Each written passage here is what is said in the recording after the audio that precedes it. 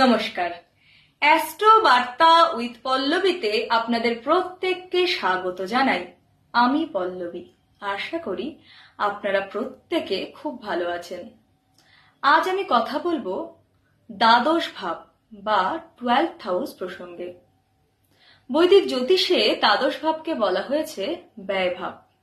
এই ভাবটি থেকে আমাদের ব্যয়ের বিচার করা হয়। এই ভাবটি থেকে আমাদের মোক্ষের বিচার করা হয়। এই ভাবটি থেকে ফরেন সেটেলমেন্টের বিচার করা হয়। এছাড়াও বেড প্লেজার এবং হসপিটালাইজেশনের বিচার এই ভাবটি থেকেই করা হয়। চলুন সংক্ষেপে জেনে নিই কোন গ্রহ এইভাবে ঠিক কী ফলাফল দিয়ে থাকে। রবি যখন কোনো জাতক বা জাতিকার দ্বাদশ ভাবে অবস্থান করে তখন এরা নিজেদেরকে লুকিয়ে রাখতে পছন্দ করেন, তবে এরা বিদেশে গিয়ে যথেষ্ট সফল হয়ে থাকেন। চন্দ্র যখন কারুর চার্টে দ্বাদশ ভাবে অবস্থান করে তখন এরা একাকিত্বে ভোগেন।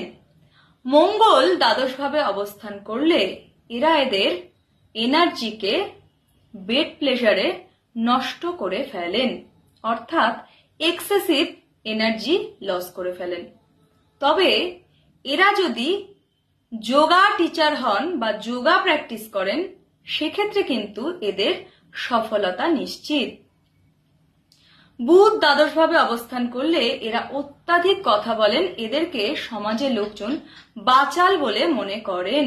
বৃহস্পতি দ্বাদশ ভাবে থাকলে একজন জাতক বা জাতিকা অত্যন্ত আধ্যাত্মিক এবং জ্ঞানী হয়ে থাকেন। যখন শুক্র দ্বাদশ ভাবে অবস্থান করে এরা অত্যাধিক বিলাসবহুল জীবন কাটাতে গিয়ে অতিরিক্ত ব্যয় করে ফেলেন। এরাও বেড প্লেজারে অত্যন্ত মগ্ন থাকতে পছন্দ করেন।